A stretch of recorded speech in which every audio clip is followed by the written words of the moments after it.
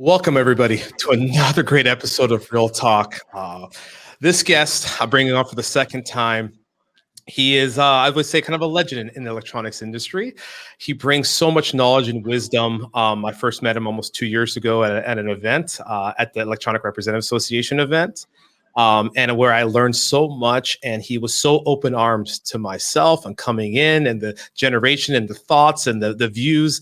And he was so receptive to me. It brought energy, it brought light. And I am so happy to have him back on the show, Mr. Walter Tobin.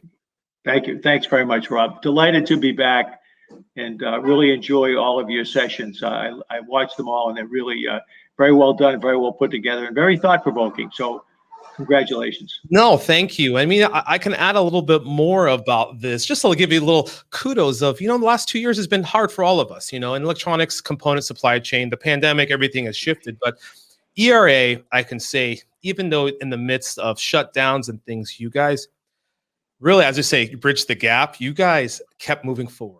You persevered through. Thank you. You kept, because of you have hundreds of members apart from distributors, representatives, manufacturer, head of your organization, and you kept moving forward, creating plans, going virtual, learning, just jumping in and leading by example to really lead. Because some people, I always said, the hundreds of other companies out there in smaller rep companies, couple man shops to hundreds to dozens to hundreds of people.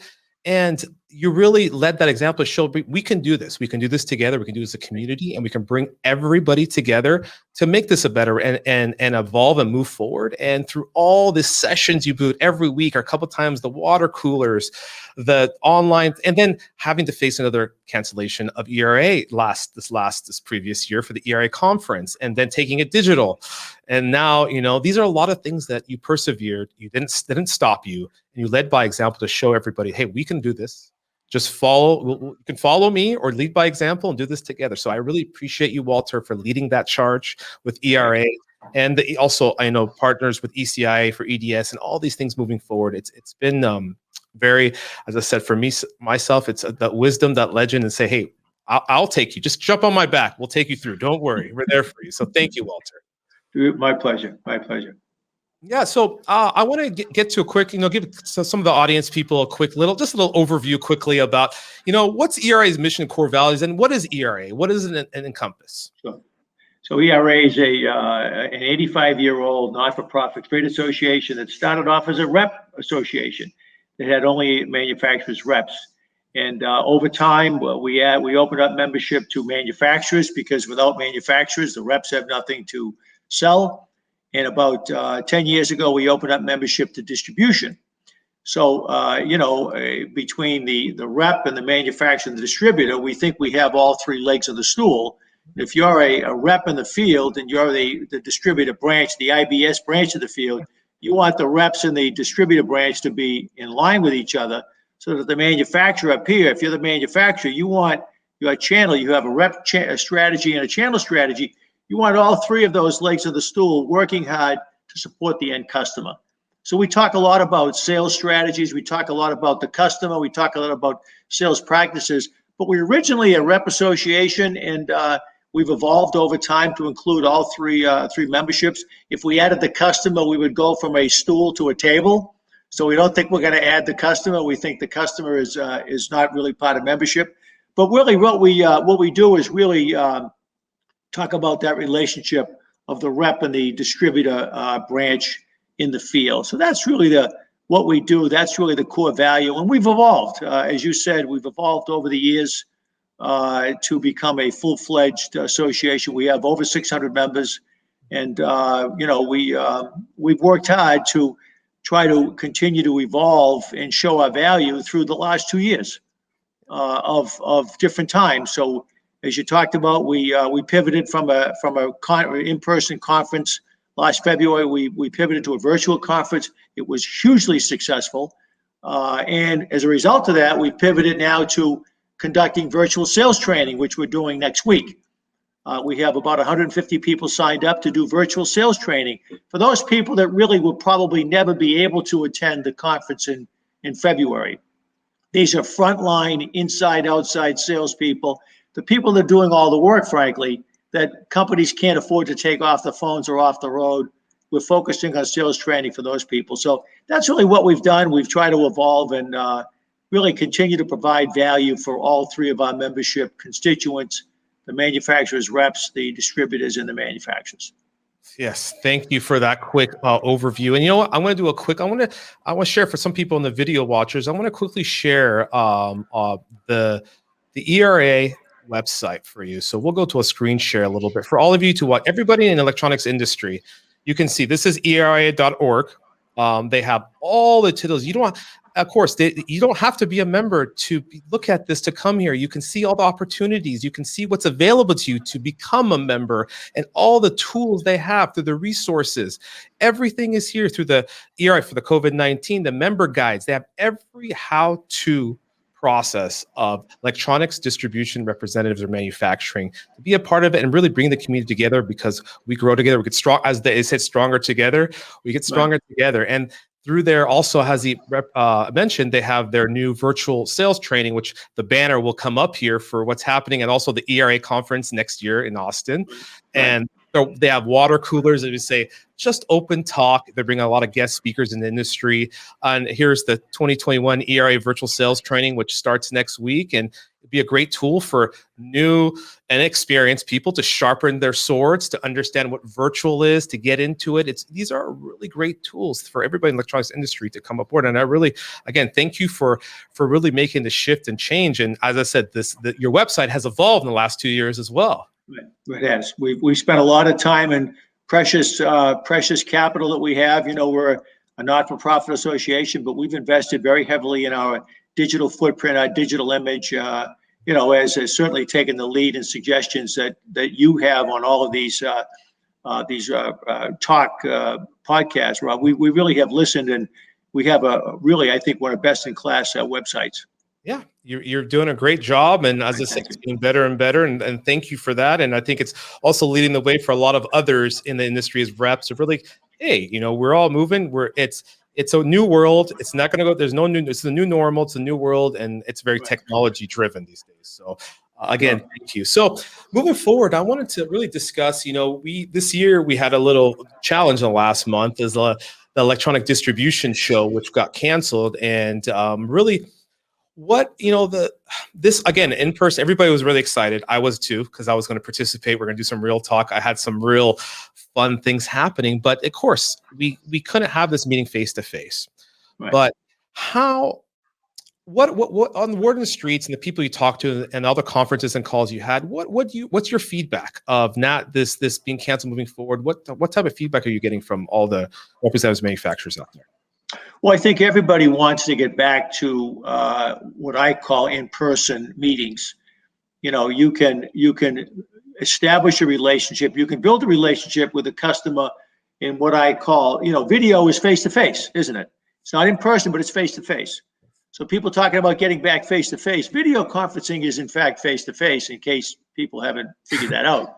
Or they don't turn their camera on, which is another, if you're on a video call and you don't turn your camera on, duh. What's the purpose of being on a video call? But anyway, we talk a lot about how do we replace EDS? What do we do when it was canceled? So we run a lot of sessions, best practices on how to do video conferencing, what the best practices are. How do you get a video appointment with a customer? How long should you schedule it for? Do you have an agenda? You know, make sure you're prepared. You know, you just can't get on a call and wing it. Because you know, a customer, it's no longer acceptable to say to a customer, "I'll have to get back to you." They don't want to hear that. They expect you to be prepared, to have the right people. Frankly, you can continue to do buddy calls between the rep and the distributor, and maybe the manufacturer. All three of you on video calls, remote, talking to the customer. It's a face-to-face meeting, isn't it? Not in person, but you can continue to do that. So we provided a lot of valuable tools to replace EDS, to replace some of the meetings that people are going to have at EDS, to help people navigate this new world. You know, you mentioned the water cooler calls. We run them every 2 weeks. We had one yesterday talking about the training. They are open to the industry. You don't have to be a member of ERA. You don't have to be a member of ERA to participate. All of the talks are archived on the website. in front of the password so you can listen to all the talks, really to provide some sort of a service to the industry. So people want to get connected. People want to see everybody. You can do a lot of that virtually if you know how to do it right and you're not winging it and you're not prepared. So that's some of the things that we do to help replace EDS. All of us are very disappointed that we didn't have EDS. All of us are looking forward very much next month to the ECIA conference. We're hoping that goes on. I talked to Dave Loftus last week. It's an excellent conference. So hoping that is a chance for all of us to get together. But, with EDS, what frankly we're looking at is what's going to be different next May, because, COVID will probably be around next May. And how do we make sure that people don't get used to saying, I didn't go to EDS, if this will be 2 years now, my numbers are okay. Why do I need EDS? Maybe I shouldn't go. We want to make sure that people know the value of EDS in you can establish a professional relationship with people doing this. You can't really establish a personal relationship. To have lunch with somebody, to have dinner with somebody, to take them out for a round of golf or go to a ball game with them. Because the in-person meetings, Rob, as you know, sometimes the best meetings are the meetings before or after the meeting. As you're walking into the conference room, you're walking out and say, listen, let me tell you, I really didn't mean to say that, but this is what I really want to talk to you about, or on the golf course or on a athletic event. That's what you want to establish is the personal relationship to augment the professional relationship. So all those things happen at EDS, and we're trying to work hard to make sure people know how to do this virtual world properly and are prepared. Yeah, I want to add to that because I was on the water cooler talk a couple weeks ago when you're talking about when EDS was canceled that same week, and really what changes should we make? Because of course EDS was meant for the reps and distributors to all meet, or manufacturers for their quarterlies or annuals and what's going on, but a lot of that stuff can be done now digitally, but so the in-person could have more value of more creative learning, more relationship building, more activity based, and also really bringing some more value of digitalization. How is the digital world changing? And also brainstorming, like, having, the manufacturers, everybody together and like really brainstorming visions. Okay, what are we gonna do in the future? How are we gonna work together? And I would, as a manufacturer, as a distributor, get that feedback from all the rep in person, because they're not like reports. At that point, it's just brainstorming. You're putting things together, put it on the board. This is the way it's going to be. This is what we're going to change. This is digitalization. Also promoting, the technology of how we are promoting the world, having, seminars of, how to digitalize your company, or how to revolutionize, because of course the tier one guys all have a lot of capital to do a lot of things in place, but the smaller guys don't have all that. So it's a great resource for them to bring and to really change the way EDS is, I would say, the show goes on, and because of a lot of 50% could be done now virtually, and 50% in person should be even more quantified to get a better result for the new and existing members that come to it.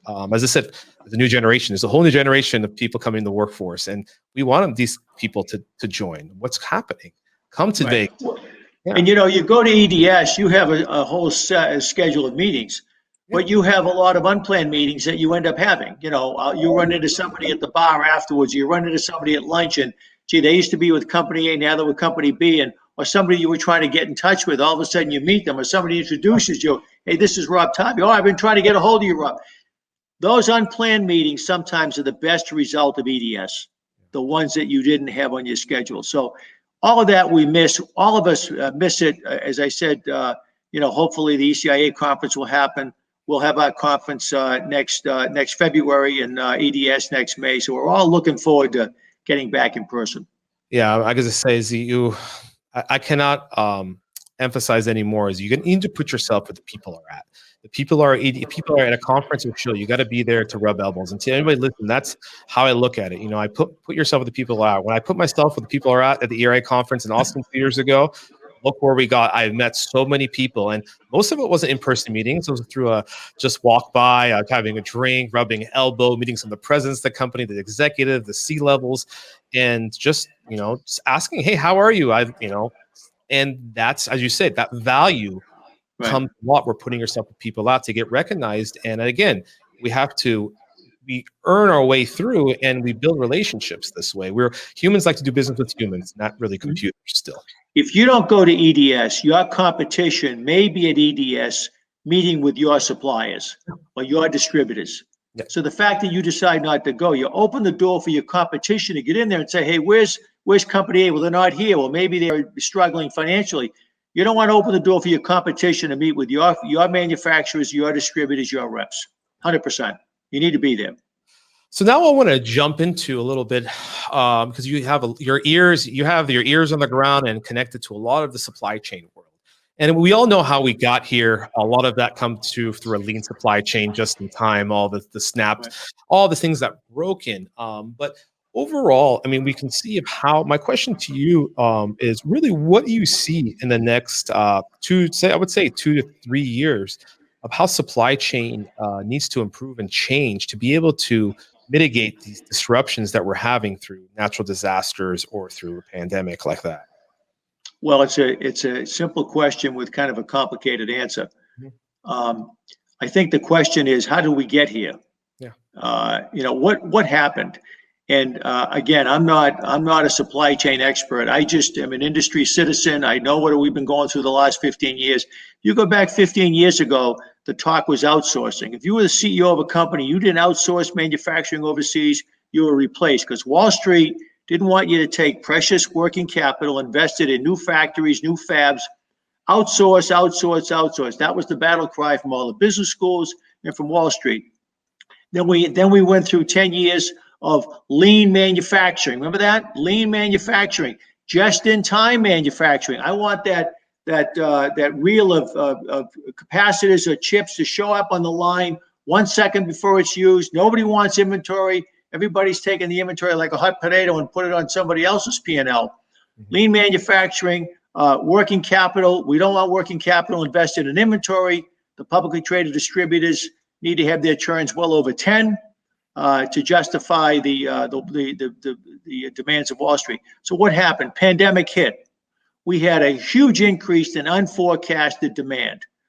Chromebooks. Who would ever predicted we were going to sell a gazillion Chromebooks? Do you think Chromebooks have a few capacitors and resistors and semiconductors?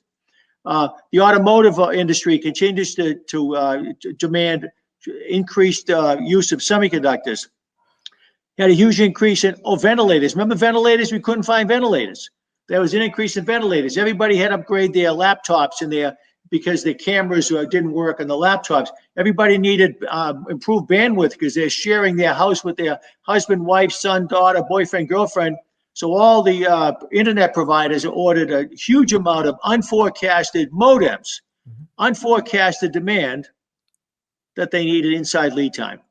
The lead time is 12 weeks, 16 weeks, 20 weeks to build something, and I need it in 2 weeks. So therefore, there was a huge shift to distribution. Distribution needed to have the inventory, wanted to have the inventory. And so distribution continues to do a great job of satisfying unforecasted demand inside lead time. Mm-hmm. It's become a $100 billion industry worldwide. Why? Because customers struggle with giving their suppliers and their distributors accurate forecasts. Number two, manufacturers struggle with giving the industry accurate and up-to-date lead time. So if the industry could fix lead time accuracy from the manufacturer and accurate forecast from the customers, those two things would help tremendously solve the supply chain problem. It's never going to happen. Customers have unforecasted demand from their customers, so they need product. Manufacturers continue to get unforecasted demand. So here we go. It's never going to get, well, hopefully it'll get better. Hopefully it'll even out when we get, maybe some double ordering that's going on. Maybe some of that goes down. But really, it was a result of the last 15 years of us treating inventory as a dirty word. Wall Street thinks of inventory as a dirty word. The publicly traded distributors have to have their turns well over 10. The privately held distributors are making a fortune because their inventory turns are 2 to 3, and they're able to bring inventory in, hold inventory, and satisfy customers. So I think that we're probably in this for at least probably through Q2 of next year Okay. until things settle down. Yeah, same thing I heard of what's happening. I thank you for that, giving a little simplification of how we got here and through what's going to change in the next year to 2 years. But of course, it's the inventory distribution and supply chain. How do you think, since the pandemic has really pushed us into my opinion, how I put a technology revolution. It's like the new technology era, this next decade of how more compute, more power, more IoT, all the bandwidth has increased so we can use a lot more of electronics usage is going to, I would say, incrementally 2, 3, 5, 10x in the next decade of usage. How do you think that's going to play out with the demand increasing and the digitalization of how we communicate today through the supply chain? Well, you've seen a rapid increase in APIs from the customers, the automation of supply chain. We talked a lot about IoT the last 2 years. I should have thrown IoT in there as and 5G were the things that also were the talk of the talk du jour the last 2 years. I think what's going to happen is you're going to have a tremendous acceleration of the supply chain and the automation of the supply chain from the big customers. I think the medium and small customers will still probably try to continue to do things a little bit more in the old-fashioned manner because they don't have the sophistication, they don't have the financial wherewithal to really automate a lot of their supply chain. But really, it's all based around you can send and receive inaccurate information as fast as you want it. Really, the information has to be accurate. Doesn't matter how you send it. I can get it. Input has to be correct. Yeah.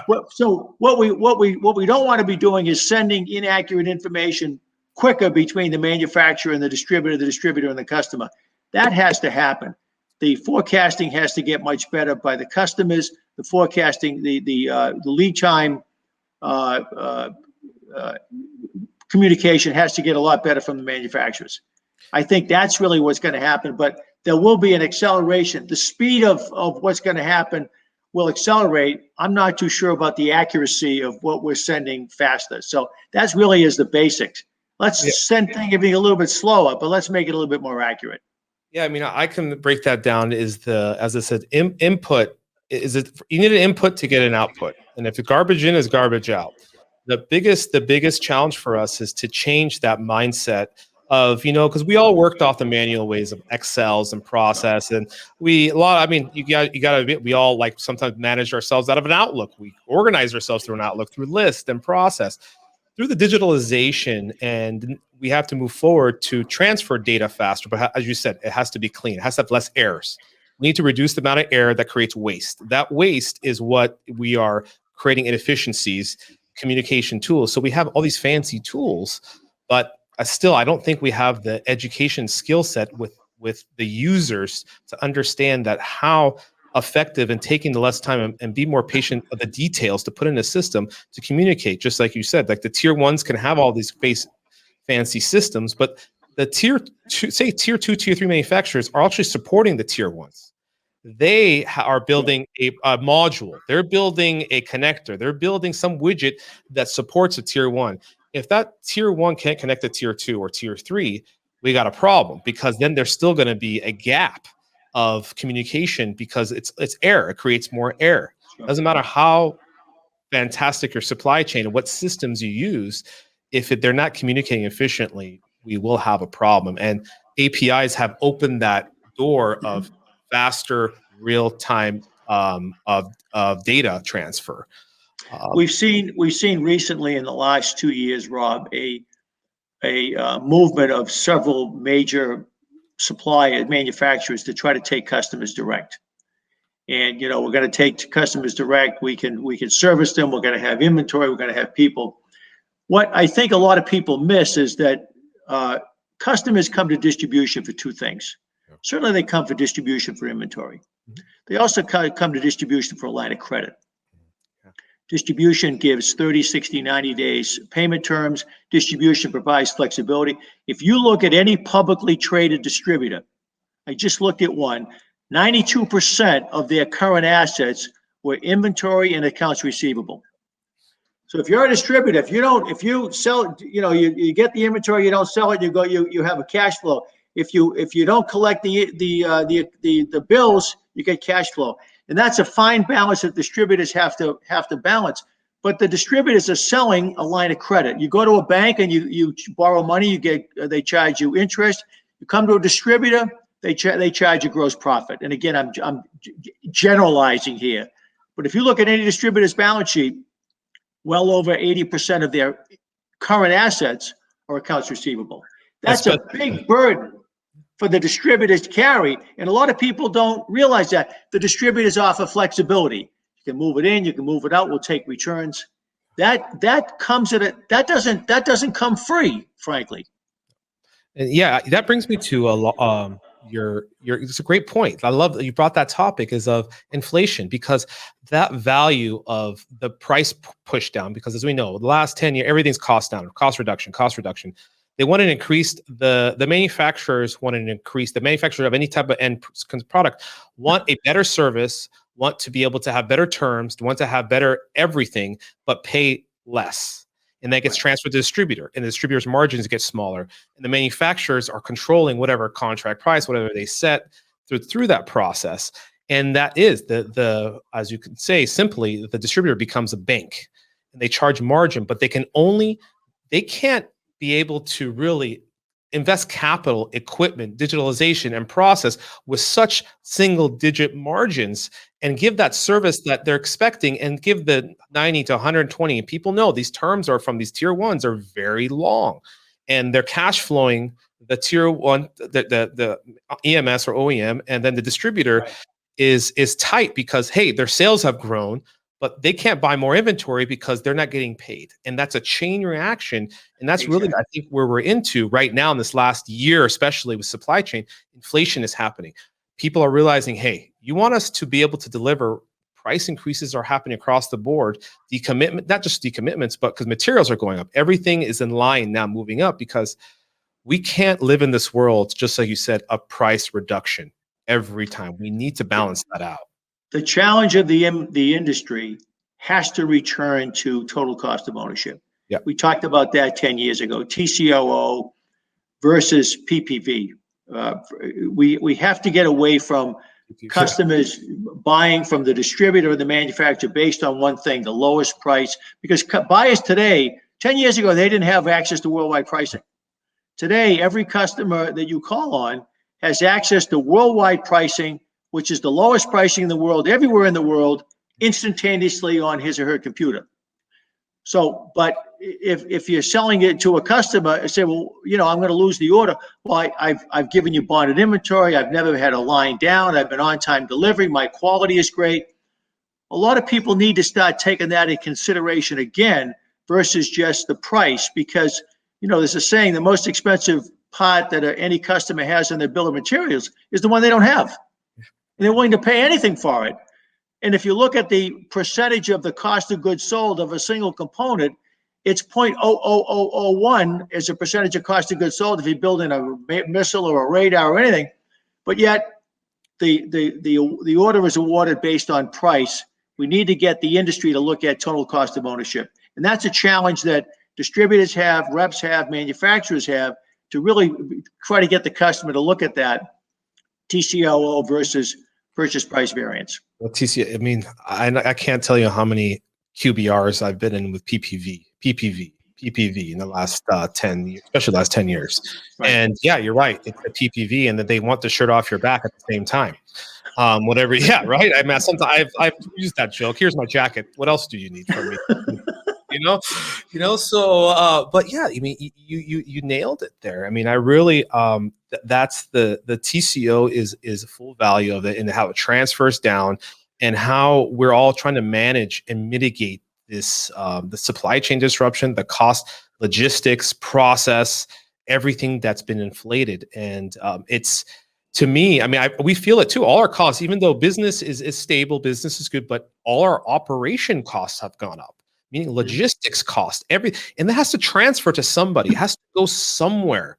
We can't just keep taking these at a certain point. And at the same time, we want to invest capital into our company, reinvest profits to be able to build technology, to build interfaces, to be able to give those APIs for our customers. All this we want to do, but we sometimes get constrained. It's like, which way do we do? What do we do? What is more important? Is it inventory or is it our software system?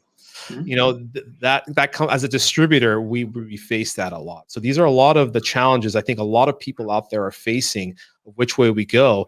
But one thing, come back to the distributor's standpoint, is you're right. The distributors are more important than ever today. The value of distribution hasn't been there, like stocking distributors, how they're taking the risk, they're taking the value. And all the online, the big guys, as we know, the big online catalog houses have done a fantastic job. But now all the other tier ones that weren't so focused ever are trying to jump into that. Things like, wow, the buyer's habits have changed. The engineers' habits have changed. We've been pushing, they're making decisions not with persons as much, they're making decisions online because all the data is in front of them.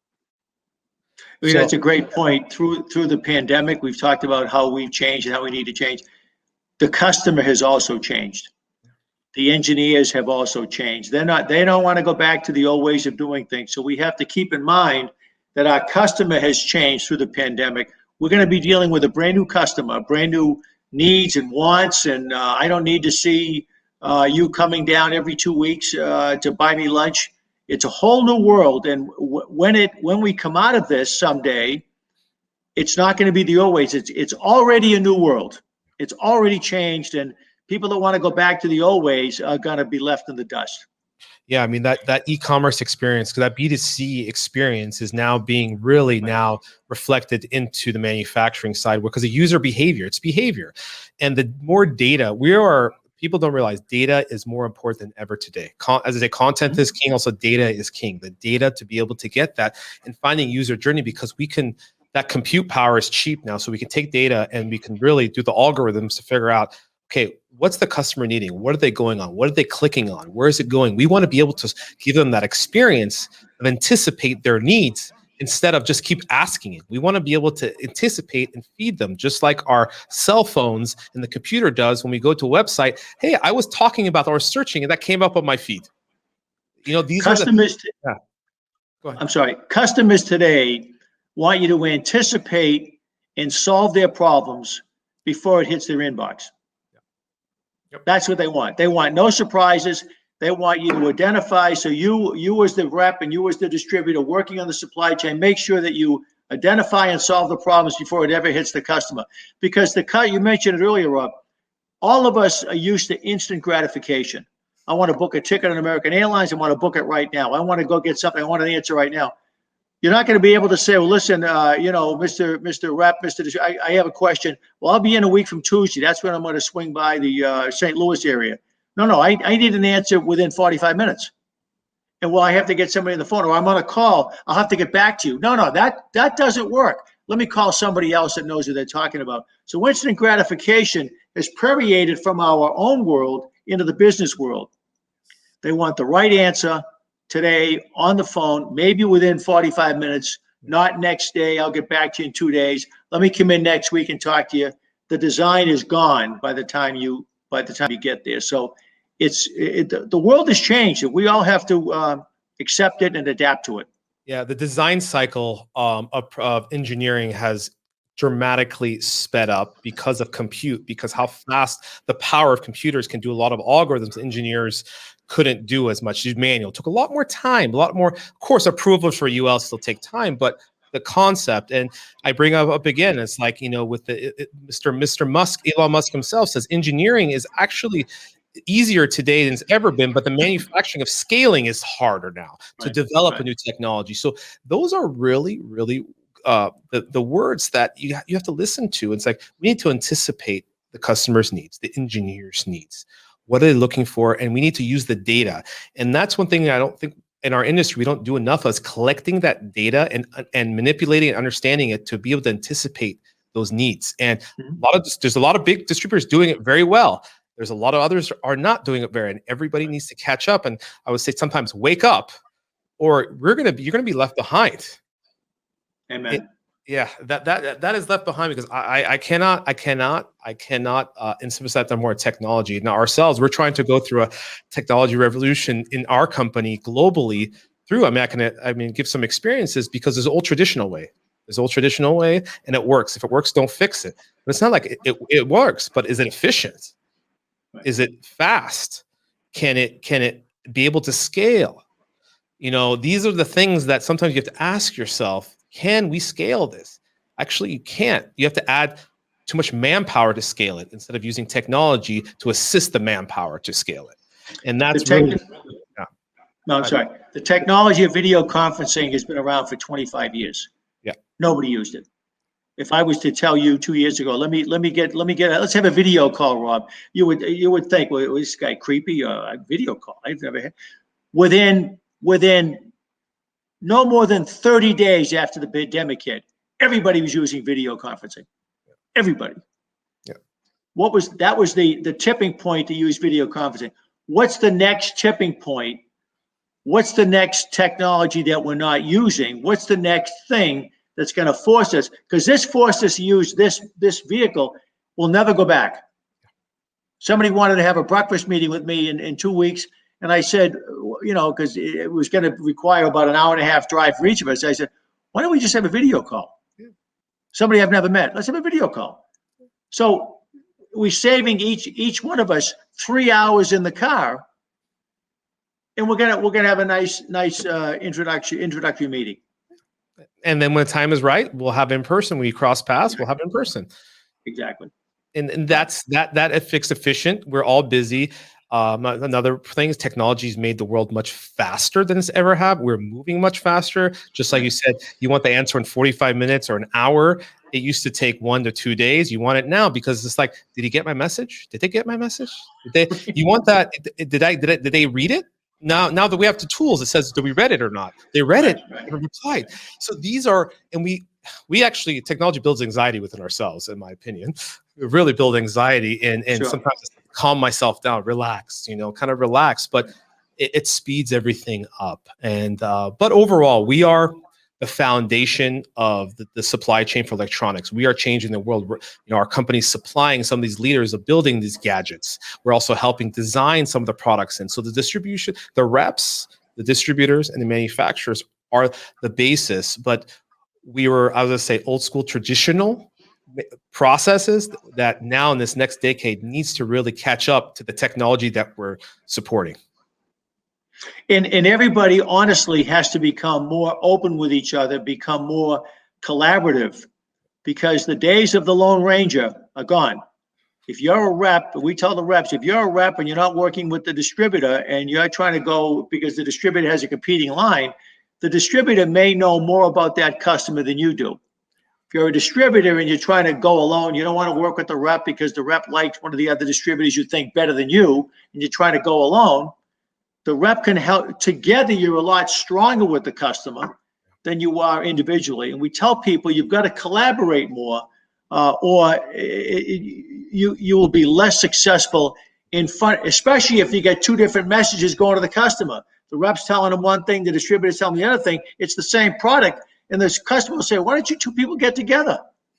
Because the manufacturer's rep is the extension of the manufacturer. It's a crazy thing that we don't talk to each other more. And we've been trying, honestly, for the last 5-6 years at EERA to open up that communication and communicate, because together you're stronger in front of the customer. Yeah. And, as we call it, like, my enemy is my best friend. That's basically can come out to be. And that's one thing in this industry. I've grown up in this industry and I've seen it, because to be honest, a lot of egos, a lot of things come, your ego and your things come first before.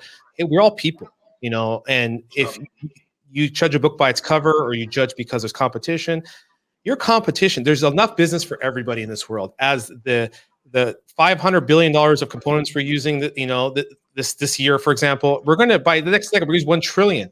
You know how much business? It's enough business, and it's exponentially growing. So it's enough business for everybody. A piece of the pie is there for everybody, and we can help each other. And that's one thing that I get some feedback from a lot of people, like, oh, you're bringing your competition on your show, or you're talking to competition, or you know what? I'm like, why not? We share, we collaborate, we grow, we learn. I have one of our big competitions, a multi-hundred, $200-300 million company, has invited me to come to their office and hang out. Like, I think maybe 5 years ago, maybe I wouldn't, maybe I'd be a little more intimidated, but now I'm like, sure, I'm gonna come over, check it out. We'll have lunch. I want to check out your operation, what's going on. They love me. I think it's happened because I made the first intention. I put myself out there that I'm open to discuss with my competitors, who they are, distributors, whoever they can be. We're open because we grow together, we learn together. And also there's a lot of wisdom out there in the next 5 to 10 years, a lot of succession husbands. For myself, I want to learn from that wisdom to understand, okay, how did we get here? What are we doing? Because that helps us make better calculated decisions. Mm-hmm. And that's not done enough in our industry, because it's very, I would say, we are very, I would say, silent industry, but we're very big in the same way. We're a small community, but we're huge in power and insights. And the EDS, let's pick out the EDS. EDS was a show when I used to go. I was very intimidated when I walked in there because everybody's in suits and coats and nobody and their elevators go up and down, but nobody even talks to each other. And like, I used to, that guy's from that company, but it kind of like, should I say yes or should I say hello? It's like, how can we make everybody more open? And that's one thing I'm like, for the EDS show, maybe you guys should do a thing with all the executives and C-levels and bring in all the new generation of people coming in and just have a one-on-one talk with people. Say, answer a question, put them on stage or put them in front of people to have that open up, so they don't feel the fear of, talking to someone like that. It doesn't matter. We actually run a Spark session. Spark, yeah. To take people in the industry 3 to 5 years, and we expose them to the C-level people that come to the show. Yeah, it's Spark. It's a great program. Yeah, Spark. You had it online this last year, which was actually worked very well. I heard it was very successful. Very successful. Very successful. That Spark influence that goes moving forward. But getting back to really what's going on. So, what is your insight for the next? I would say, because of course, Electronic Representatives Association, you're representing reps, but now distributors and manufacturers now. How do you think for the reps? How do reps need to evolve in the next I would say, few years, next 5 years? What do they need to do, and what are you guys doing to really give them the tools to evolve their companies, corporations moving forward? Well, it's a great question. So, manufacturers, reps continue to reinvent themselves. The days of a rep just sort of going along and have 2 or 3 lines and 2 or 3 customers and sort of clipping coupons, and those days are long gone. Reps have generally speaking, when they need to hire people, they're hiring double E's. Probably half the rep sales force in North America are degreed engineers. They need to continue to show value for what they do. Obviously during the times of COVID, the reps are always in the field. The reps own the territory, to use a cliche term. So, the reps are never, if I'm the rep in Boston, I'm never going to leave Boston. So I get lines come and lines go. But I know that Rob is the design engineer at Raytheon, and I know you. And so if a new line puts me on, it might take this, or they put on a direct salesperson that comes in from California. They'll never get an audience with Rob. It might take them 2 years to find you because you don't work at Raytheon. You work out of your home in New Hampshire. So the reps need to make sure that the manufacturers know that throughout the times of COVID, not only have they maintained their relationship with their customers, but also have attracted new customers. We need to make sure that people know that, number one. Number two, look what's happened in the last year. You can't find people. We have a lot of recs open right now for direct salespeople, regional managers, and we're saying to people, hey, we'd love to have you consider using the rep model. The reps are available right now. You could hire the rep today and hit the street running by hiring experienced salespeople, double E salespeople that could take the product to market, rather than you trying to find somebody. It's going to take you 3 to 6 months to find them, onboard them, train them, move them, and all that, and it's a fixed cost. So to answer your question, reps need to continue to reinvent themselves. They need to, some of them are getting into area of value added. Some of them are getting into representing software. Some of the newer technology that they can take on because they're degreed engineers. Yeah. A major semiconductor manufacturer is putting reps back on, and they've been very successful in finding reps that can sell this highly technical product because the reps are very technically competent. So reps need to continue to skate where the puck is going, and continue to evolve and continue to make sure that they remain relevant, and can deliver good value for their principals. Yeah, I mean, they have to live in the digital world. They have to live the presence. They have to build a brand. In my opinion, that's the biggest thing that I see that can improve is branding. The reps need to build the branding for the specific areas, the products they do, and build that digital presence. I know you're supporting that. ERA is really pushing that to help them do that. But that's the biggest thing for reps is, we're in Southern California. There's probably, I don't know, the 20, 25 reps down here. And they know each other, but no one really knows them except for the relationships. The branding is not there. The only branding is within the industry. But when new people come in and they go search XYZ manufacturer to design in, the rep is not there. It's the distributor or it's something, and they sometimes will just choose a online product instead of having someone to represent them, unless the lead goes to the manufacturer and pushes it to the distributor. But these days, a lot of stuff gets lost in that. So these are a lot of things that I think for the rep side that I know they're improving. I could see it. It's really fascinating, but there is a change management, operational change management, we all have to do with technology. Right. Yeah. So, but now moving forward to the relationship between the manufacturer, distributor, because distributors are coming to the point of technology based. They're holding the inventory, and they're becoming this, and the manufacturer and the distributor, and then the manufacturer. Because I want you to explain this very clearly. The representatives are a sales arm of the manufacturer. That's the correct. Distributor now is I would say the stocking. The person has inventory, does the management, and they process. So the rep does all the design, brings the lead or catches lead and follows up, qualifies it, designs in a product. And then when you need a sample, that gets passed to the distributor. And the distributor might have stock or goes to the manufacturer and pulls that, and then it goes vice versa. That's the I would say the loop, or the loop that goes through that, correct? Yeah, the manufacturer certainly has a channel strategy, has a sales strategy. They use manufacturers' reps. Yeah. The rep is generally out there. The rep has probably in some cases 5 to 15 lines. They have complementary technology. They're out there trying to focus on their 15 lines. The distributor might have 150 or 550 lines. They have lines to compete with the rep, but the distributor also does a lot of demand creation or demand identification. Sometimes they highlight the target. They bring the manufacturer's rep in. They go in and they secure the registration design win. So the reps and the distributors are partners.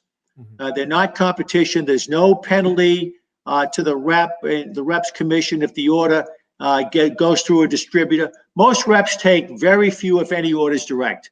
They all go through a distributor. I mean, a rep doesn't want to go around opening up lines of credit and passing out credit applications or collecting money.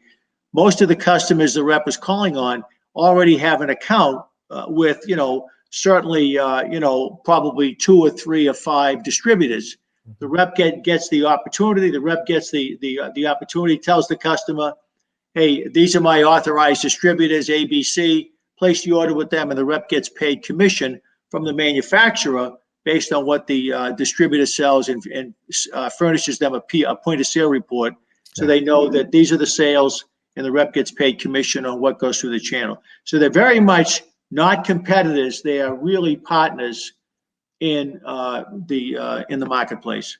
Yeah, I mean that's the synergy that they put together, and it's really remarkable what has transitioned for the last 50 years. How long has the rep business been in place? Well, it's a great question. The reps really all started off as stocking reps. Okay. So the reps, before there were distribution, the manufacturer would put Rob on in Southern California. You're my rep, but you were really my distributor. So you put some inventory in your office, and you became the stocking rep. You would sell to it. There were no arrows, there were no avnets, there were no DigiKeys or futures.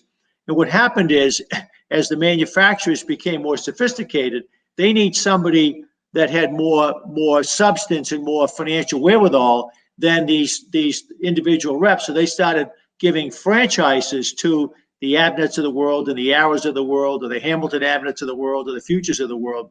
So the stocking rep, if you were the stocking rep in Southern California, you can't compete with TTI or DigiKey Arrow.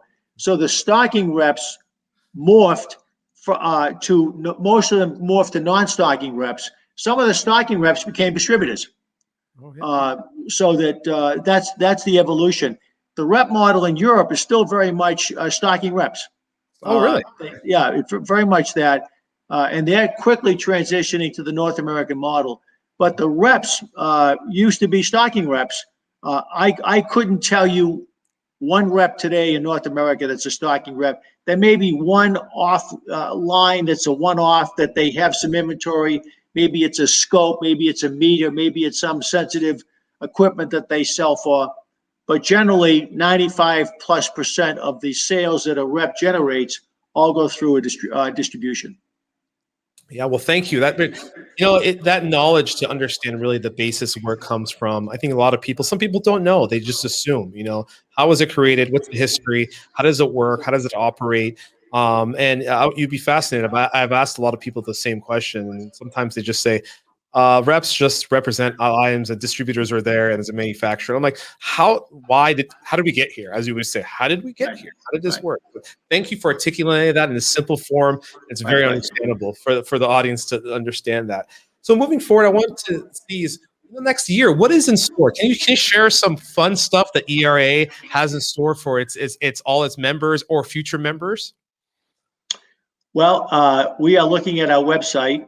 First of all, we are hopefully going to be announcing by year end a better tool to help manufacturers find reps, put reps on based on specific territories. Our chapters are really based on DRA chapter geographies. And, if a rep decides to if a manufacturer decides to put a rep on in New England, well, does New England include Connecticut? New England has historically been the 5 New England states. Connecticut sometimes is part of New York, sometimes it's not. What about Westchester County? How do you divide California? There's Northern Cal, there's Southern Cal, but there's Southern Cal, there's San Diego. So we're trying to come up with a cleaner tool to help manufacturers find and identify reps, perhaps give them some visibility to DTAM numbers. Perhaps I get called all the time. Hey, which zip codes do you include in the Southern California? Yeah. And so we're developing the software now to say a manufacturer, these are the zip codes so the reps can get properly paid. Yeah. If you look at Texas, what's Texas? Well, some of the border, the maquiladoras in Texas sell into Mexico, but they report the POS in Texas because they're not the rep in Mexico. So we want to try to clean that up a lot. So we've got some things in store to help our website. We're also, we're doing this virtual sales training. It's been hugely successful. We may decide to make this an annual event. We're certainly focusing on our in-person conference in February in Austin, Texas. We'll continue the podcasts. We'll continue the water cooler calls. And, frankly, we'll continue to provide value to our members, not value to the association. We try to always focus on what's good for the members will end up being good for the association versus let's do what's good for the association. Maybe it trickles down to the members. We're always focusing on what's good for our membership. What do they need from us? And but, we're small, we're a not-for-profit trade association. We don't have millions of dollars. We have precious capital that we're investing in, tools and websites and podcasts. We're trying to skate where the puck is going all the time. Yeah, I can give that for anybody. Listen, the EERA conference, which will be in Austin next year. For me, it was very eye-opening. It was great. I love how you put all the breakout sessions, very informative, the things you cover. And I know you're getting more and more savvy on things that anticipate what people need instead of just, put the same thing over and over again. And it's very beneficial. And everybody that's, if you're not a member, remember, you can still go, correct? If you're not a member, you can still join, correct? The conference is open to both members and non-members. There is a price difference if you're a member of EERA, but it's open to what I call members and not yet members rather than non-members. We'd love to have people join the organization. It's open to manufacturers, reps, and distributors. And, we think we provide a good vehicle. We had about 450 people at our last in-person conference. We moved our conference to a bigger ballroom inside of the AT&T Center, so we could probably hold well over 500 people, safely in February in Austin. Yeah, it's a wonderful experience, and I love it, and I can't wait till the next one. Right. So finally, what is your outlook? We went a little over what you think, but what is your outlook for really the next year to 2 years of electronics and the electronics industry in general? What are you looking for? What are you excited for? Nothing but up. Nothing. But Electronics is everywhere. Automobiles, again, Toyota just shut down production because they couldn't get semiconductors and sensors and all that. Nothing but up. Electronics is pervasive. We need to make sure that our customers are getting the latest technology, backed up by a solid supply chain, backed up by solid technical resources, but nothing but full speed ahead, Rob. Everybody in the whole industry, it's affecting every part of your life. Virtual learning, this kind of stuff. Who knows what the next technology will be? Automobiles, all the things, all the tools that we use, but nothing but full speed ahead. I'm very bullish. It's a great industry for all of us that have been in it or are in it now. Congratulations, you picked a great industry to be in. It's up and to the right. I love it. Well, thank you, Walter. Thank you again for being a guest on Real Talk. You always bring the wisdom, knowledge, experience, and really, the positivity, the optimism, what we want to do. And this is what we need from our leaders out there in industry. And for me, it's always, I lead by example, and I'm following your coattails of the positivity you do and move from there. So thank you very much, Walter, and take care. And I can't wait to see you in person, hopefully within the few months, next 6 months. That'd be great. Well, thanks, Rob, for having me on. I enjoy your talk, the Real Talk brand, and congratulations to you and the visibility you've given to IBS. You folks have risen like the phoenix in the last 2 years, and kudos to you and kudos to your organization. You've really kind of grabbed the industry by the horns and have really done a nice job branding yourself. So congratulations. Thank you. And as I said, we're all human. We all and we're people. So I'm not trying to hide behind any a curtain or any door. We're all here, and this is who we are. And I just want to share the knowledge. And as I said, the thing is, be smart, be thoughtful, be generous is my always slogan, right? That's what it is, and that's what the Real Talk was based off of. So thank you again, and take care. And I'll talk to you soon. Thanks, Rob. Thanks. Bye-bye. Bye-bye.